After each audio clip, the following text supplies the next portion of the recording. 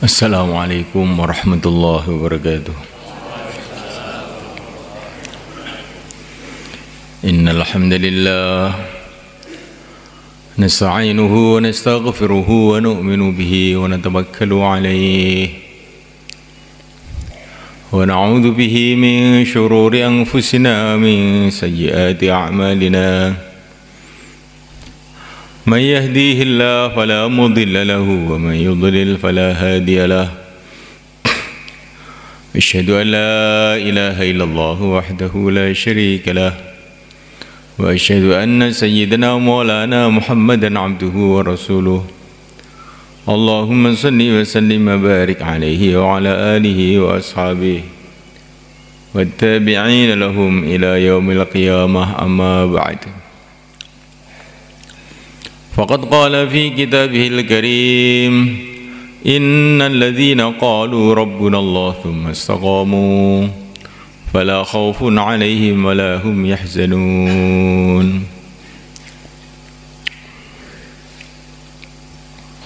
Namaikan Allah Ta'ala bagaimana hari-hari kita terus dakwah dan hari-hari terus doa, sehingga keyakinan kita kepada Allah ini bertambah.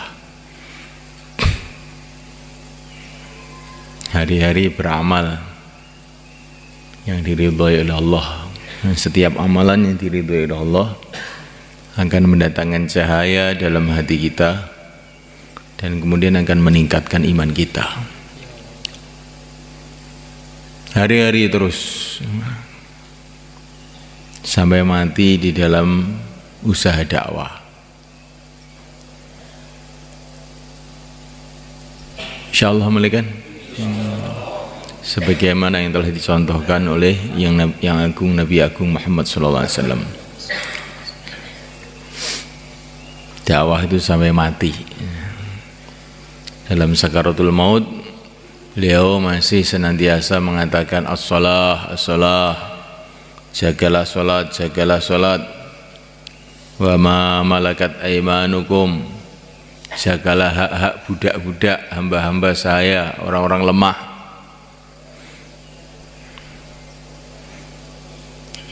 Dalam keadaan sakaratul maut beliau masih senantiasa mengatakan angfidu jaisa Usamah, berangkatkanlah pasukannya Usamah, karena beliau waktu itu sedang menyiapkan 3.000 orang untuk pergi ke Romawi. Di berjuang ini sampai mati, sampai sakaratul maut, sehingga kita ini mati, amalan kita hidup. Insyaallah malikan kita mati, amalan hidup. Kita masuk di kubur kita, tapi jamaah-jamaah keluar fisabilillah. Insyaallah malikan. Waktu Syekh Amul Hasan rahimahullah meninggal malikan, maka banyak sekali orang takziah dari seluruh dunia datang ke Nizamuddin mengantar jenazah beliau ke makamnya. Makamnya di dalam masjid itu.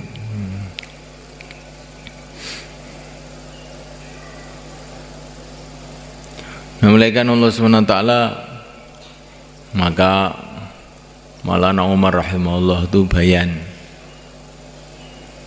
Syekh Nam ini siang malam dulu waktu hidupnya memikirkan agama, hari-hari mengeluarkan jamaah. Siapa yang cinta kepada Syekh Nam, maka hari ini juga keluar 4 bulan dari kubur ini. Maka terbentuk banyak sekali jamaah 4 bulan hari itu. Hari pemakaman, hari pengeluaran jamaah. Insyaallah malikan kita mati, hidup, masjid kita sudah hidup 24 jam. Insyaallah kita gembira nanti mati begitu sang. Kita mati, sudah banyak orang-orang yang akan meneruskan amal kita.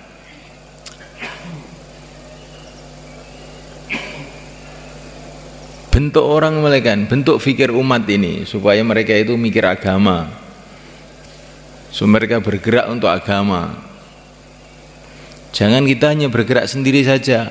Tidak, kita bergerak sendiri dan menggerakkan orang, mengajak bergerak, doa untuk dirinya, doa untuk orang, doa untuk umat. Insyaallah malaikat. Dunia ini tidak lama, begitu singkat sekali malaikat. Hari ganti hari, bulan ganti bulan, tidak terasa ternyata sudah hampir habis waktu kita di dunia ini. Kita sambung umur kita dengan dakwah ini. Bagaimana kita mati, orang-orang meneruskan amal kita. Mereka mati, ada lagi yang meneruskan. Mereka mati, ada lagi yang meneruskan. Sampai kiamat. Insyaallah malaikat. Insyaallah. Hari-hari itu yang kita pikirkan malaikat. Di mana saja kita berada. Kalau itu yang kita pikirkan, di mana saja kita berada. Di rumah kita pikir begitu. Di mahalah kita pikir begitu, di halakah kita pikir begitu, di markas kita pikir begitu, tengah malam kita doa pikir itu juga. Waktu sujud, di mana doa-doa makbul kita pikir itu juga. Sayyidina Umar radhiyallahu ta'ala mengatakan, saya ini mengatur pasukan-pasukan saya pada waktu sholat. Jadi waktu sholat itu beliau mikirkan jamaah-jamaah yang bergerak di seluruh dunia itu, supaya Allah jaga, supaya Allah berkati. Begitu semuanya, ini namanya da'i. Itu yang dipikirkan. Sambil makan pun yang dipikirkan, bagaimana saya dapat hidayat, keluarga saya dapat hidayat, umat dapat hidayat. Sambil tidur pun itu begitu yang dipikirkan. Doanya itu juga, usahanya itu juga. Bagaimana amalan kita, akhlak kita, sikap kita dalam kehidupan ini menjadikan orang sekitar kita, keluarga kita senang dengan agama. Insyaallah malaikat.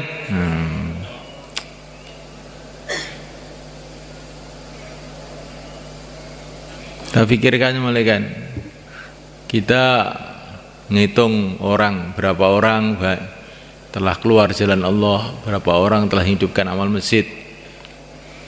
Kita bergembira alhamdulillah, tapi di samping itu kita juga harus hati-hati malaikat. Kita harus hati-hati, khawatir ada akhlak kita, amalan kita ini yang membuat orang itu jauh dari agama. Gara-gara kita ini senantiasa kita tiap hari taubat, sholat 2 rakaat, sholat taubat, sholat 2 rakaat tadi, sholat mohon kepada Allah agar kita ini digunakan oleh Allah untuk agama, untuk menghidupkan agama. Dalam satu hadis dikatakan, ada orang-orang yang digunakan oleh Allah untuk membuka kebaikan-kebaikan. Alangkah beruntungnya mereka. Dan ada juga orang-orang yang digunakan oleh Allah untuk memulai keburukan-keburukan. Alangkah celakanya mereka, kata Nabi. Maka mohonlah kepada Allah supaya kamu dijadikan pemulai kebaikan. Di mana aja, di rumah mulai kebaikan, di masjid mulai kebaikan.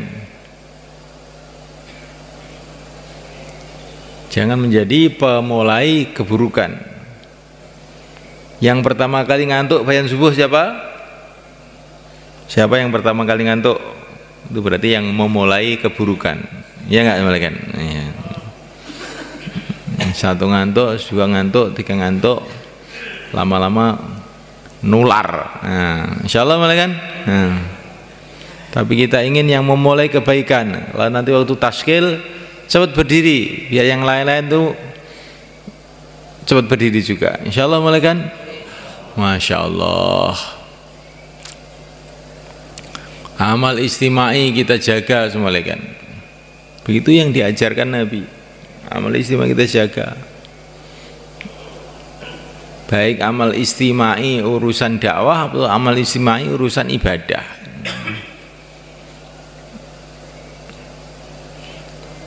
Dulu para sahabat itu kalau ada yang tidak sholat jamaah satu itu aja, langsung teman-temannya pada datang takziah, ya. Mendatangi, ya.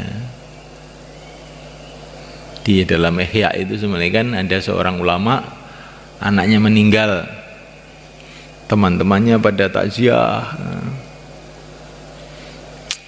maka ulama itu dikasih nasihat sama orang-orang takziah itu, aneh kamu ini, kalau anak saya mati kamu pada takziah, ini juga satu sunnah baik, tapi kalau saya tidak ke masjid kamu tidak takziah, padahal ini lebih menyedihkan saya daripada matinya anak saya. Kalau saya nggak ke masjid kamu takziah ini, katanya. Itu zaman dulu itu kayak begitu, sebenarnya orang itu mementingkan ibadah. Ibadah kita pentingkan, dakwah juga kita pentingkan, kan. Ada 3 sahabat yang tidak ikut keluar, Masya Allah, Nabi telah risau, telah sedih, beliau marah sehingga 50 hari tidak diajak bicara.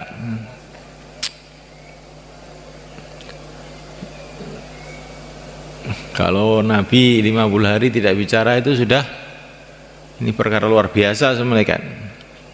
Tapi Nabi juga melarang para sahabat semua untuk bicara dengan 3 orang ini. Jadi orang seluruh Madinah dihukum semua oleh Nabi, jangan bicara dengan 3 orang ini. Maksudnya apa? Wallahu alam. Maksudnya supaya seluruh umat itu mikir satu sama lain. Maka yang dihukum Nabi bukan hanya yang tidak ikut keluar saja, seluruh orang Islam dihukum. 3 orang nggak ikut ke Tabuk, seluruh orang Islam dihukum. Hukumnya gimana? Nggak boleh bicara dengan 3 orang ini. Sampai 50 hari turun ayat bahwa 3 orang sudah diampuni oleh Allah, baru boleh bicara.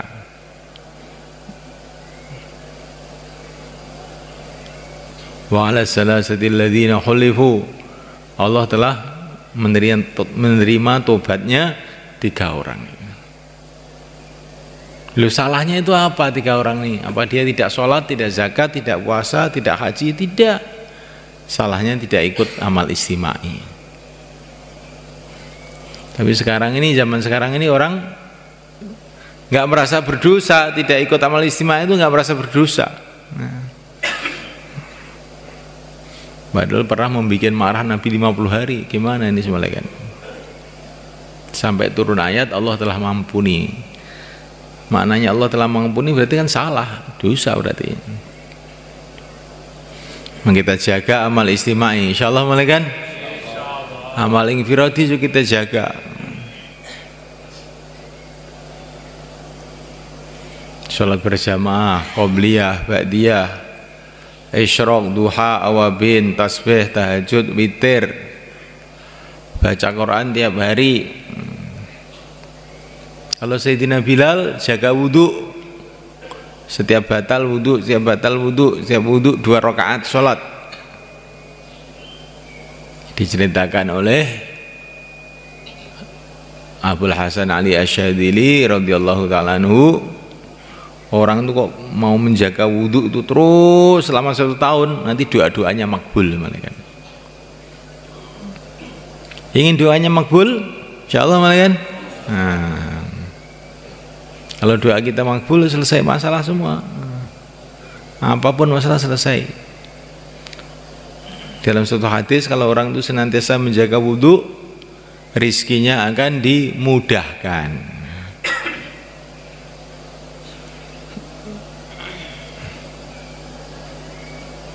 Assalamualaikum.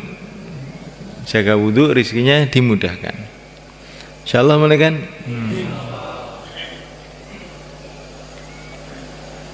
Dalam satu hadis dikatakan syaraful mu'min fi qiyamil lail, asalkan kamu menjaga sholat malam, kamu tidak akan hina. Jadi orang iman itu kok bisa menjadi hina, ketulo-tulo itu karena sholat malam itu nggak dijaga. Kalau sholat malam dijaga, Allah tidak akan hinakan kamu. Syaraful mu'min fi qiyamil lail. Kemuliaan orang iman di dalam sholat malam. Di kemuliaannya orang iman itu bukan kalau duitnya banyak, bukan. Kalau sholat malam itu dijaga betul. Ini nggak boleh ngantuk lah ya.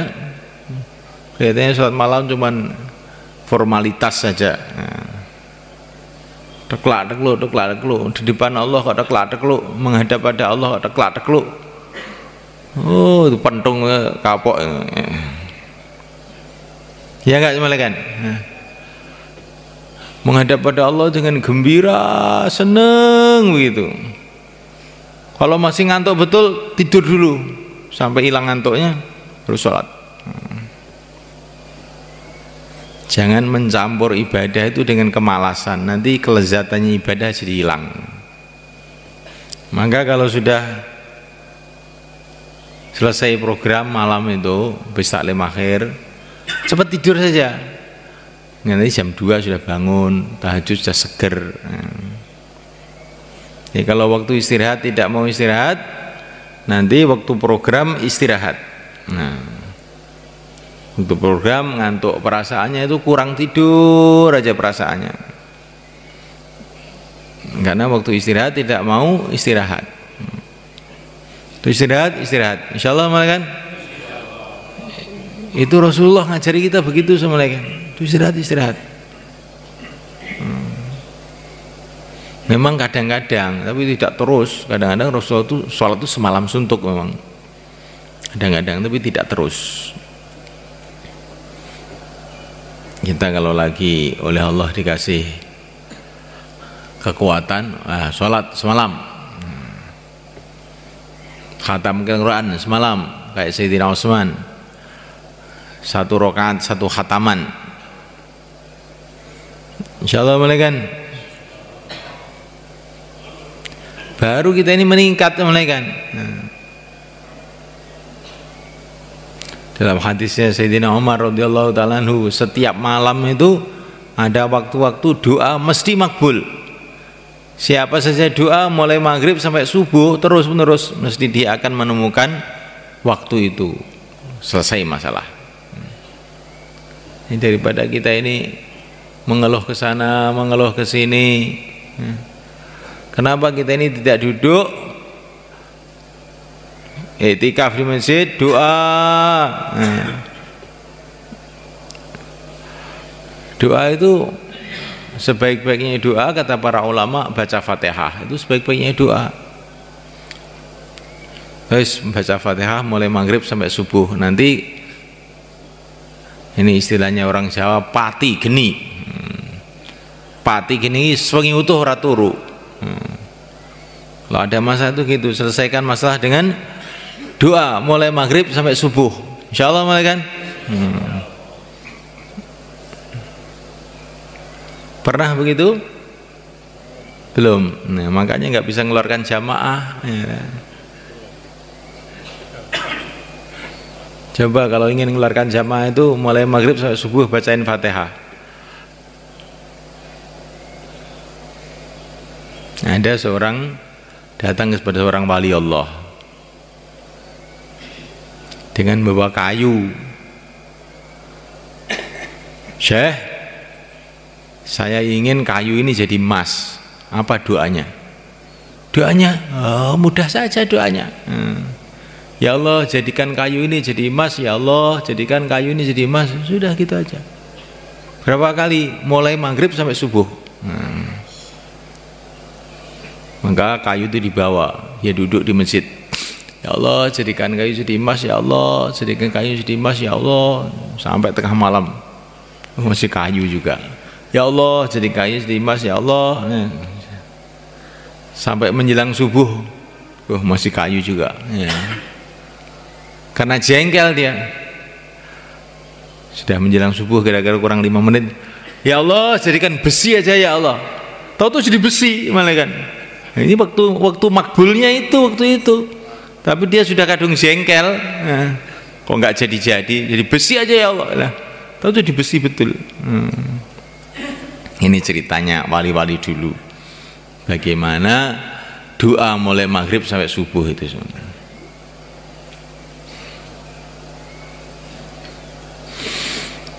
Gimana melihat? Jadi sebabnya apa kita ini kok jadi kayak begini ini? Sebabnya kita ini tidak sungguh-sungguh berhubungan dengan Allah. Akhirnya kita ini jadi ya sudah begini nih.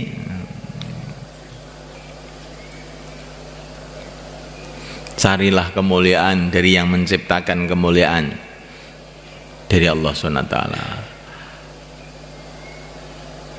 Insyaallah malaikat. Kalaupun nggak kuat itu juga malaikat, jaga wudhu. Orang yang jaga wudhu itu kalau tidur dalam keadaan wudhu, nanti kalau bangun doa-doanya itu akan lebih bernilai di sisi Allah. Insyaallah makbul doanya.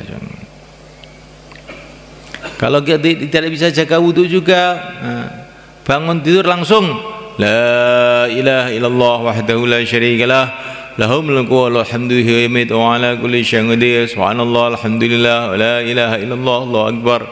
Terus doa, insyaallah doanya makbul. Jadi orang iman itu dipikir bagaimana doa saya makbul itu loh. Yang dipikir itu kalau doanya makbul nanti selesai masalah.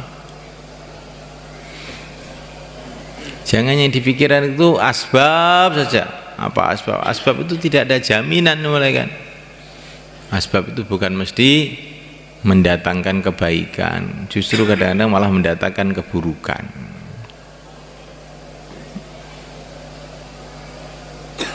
Nah, malaikat Allah Ta'ala kita jaga makanan kita, jangan saya makan yang haram, yang syubhat, karena itu akan menghalang-halangi doa kita. Insyaallah malaikat. Akhlak kita yang baik, jangan sampai kita ini menyakiti hati orang Islam mana saja,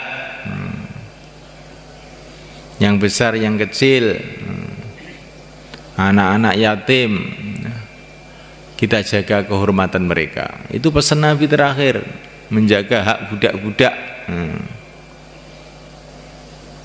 Orang-orang miskin itu orang-orang yang akan mendatangkan pertolongan Allah. Nabi itu kalau doa, di antara doa beliau ini, Allahumma ansurna biso'alikil muhajirin. Ya Allah, tolonglah kami dengan barokahnya orang-orang muhajirin yang miskin-miskin. Ya, orang miskin itu begitu hebat di sisi Allah. Saya Nabi itu doa sampai kayak begitu. Kita perhatikan orang-orang miskin. Insyaallah malaikat. Kita sayangi mereka, kita dekati mereka, kita bantu mereka.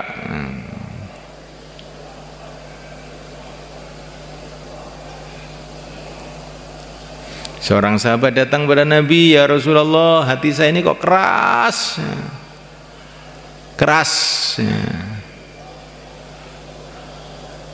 Hati itu kalau keras itu sudah nggak bisa mikir akhirat, nggak bisa nangis, keras.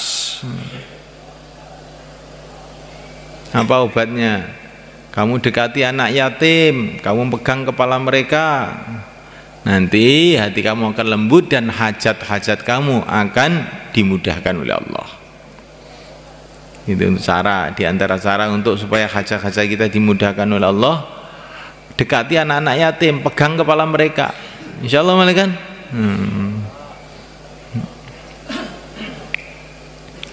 Jadi kita ini dakwah terus, doa terus, perbaikan akhlak terus, jaga makanan yang halal. Insyaallah malaikat. Muamalah, sistem perdagangan yang kita ragu jangan diat buat. Sekarang tuh sistem perdagangan tuh macam-macam,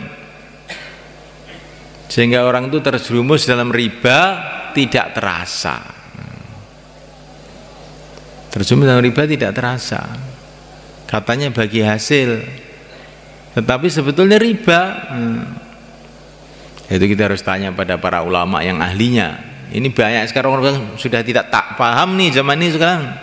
saking banyaknya riba itu sudah orang tuh nggak paham riba itu apa. Sehingga orang itu terjerumus di dalam riba tanpa tahu. Bahkan orang-orang agama terjerumus dalam riba tanpa tahu. Karena tidak diteliti perkara itu. Padahal riba itu masuk dosa besar, mulai kan. Kalau tidak taubat, riba itu termasuk amalan yang bisa menghalang-halangi orang husnul khotimah. Nah, orang itu ketika mati itu bingung kalau makan riba itu. Jauhi riba, mulai kan. Insyaallah jauhi bank itu dijauhi. Kalau melihat bank itu a'udzubillahi minasyaitonirrajim, demit tok isinya. Tak jauhi. Insyaallah mulai kan. Kecuali bank Islam yang tidak ada riba. Nah, gitu. Kita jauhi muamalah-muamalah, sistem-sistem ekonomi yang tidak jelas. Transaksi-transaksi lewat internet jauhi. Insyaallah mulai kan. Karena itu biasanya ada ribanya, kita nggak tahu tuh biasanya. Barang itu sudah biasa ya, akhirnya biasa. Jauh itu barang-barang seperti itu sebenarnya kan. Orang itu cari makanan itu yang mudah aja. Jangan kita kalah tawakal dengan burung, dengan ayam. Ayam itu sudah nggak mikir apa-apa, tiap hari keluar gitu aja ya, sore sudah kenyang. Ya, kalau orang itu mikir makanan aja repot-repot, itu berarti kalah ayam. Ayam nggak mikir-mikir, yang penting pagi keluar krakruk itu sudah dapat. Nah, jangan kalah dengan kadal. Kadal itu nggak usah belajar ekonomi tiap hari ya. Makan terus gemuk-gemuk semua. Kamu tahu kadal kurus? Nggak ada. Gemuk, gesit, gitu. Jadi urusan makanan yang penting kita cari niatnya ibadah. Nggak usah repot-repot, nggak usah nabrak-nabrak yang nggak jelas, yang haram-haram, yang bau-bau riba kita jauhi. Insyaallah mulai kan. Rizki kita sudah ditulis oleh Allah. Kita cari rizki itu yang baik. Walaupun kita jungkir balik tidak karuan, kalau rizkinya sedikit ya tetap sedikit. Walaupun kita ini pelan-pelan, santai-santai, kalau rizkinya baik ya tetap banyak. Amal istimai, dakwah dijaga, ibadah dijaga, akhlak yang baik, terus doa, nangis sama Allah sambil menunggu malaikat Israel. Hari-hari jauhlah, hari ibadah, hari doa, hari-hari ikram. Tiba-tiba Israel datang, assalamualaikum, dah selesai, monggo ke surga. Insyaallah malaikat. Nah, itulah kesuksesan yang sebenarnya. Apa caranya? Nunggu malaikat Israel supaya kita dijemput, dijumpakan dengan Rasulullah SAW, dijumpakan dengan Allah SWT di surga Allah. Itu aja yang kita pikirkan. Kalau itu yang kita pikirkan, insya Allah amalan-amalan jadi ringan, mudah dan menyenangkan. Orang tuh malas sebenarnya kan, orang tuh malas ya. Anak kita kadang-kadang ada yang malas itu. Nah, dikasih tahu kita besok akan ke Jakarta, ke rumah kakek ke Jakarta. Siap-siap. Maka anak-anak yang malas tadi tahu-tahu jadi sehat. Dia tata bajunya, tata kopernya, karena mau ke Jakarta. Begitu juga orang iman, tadinya malas tapi teringat ini sudah dekat pemberangkatan ke akhirat, akhirnya jadi rajin, jadi ngantuknya hilang, terus jadi rajin, terus sergap. Insyaallah malaikat.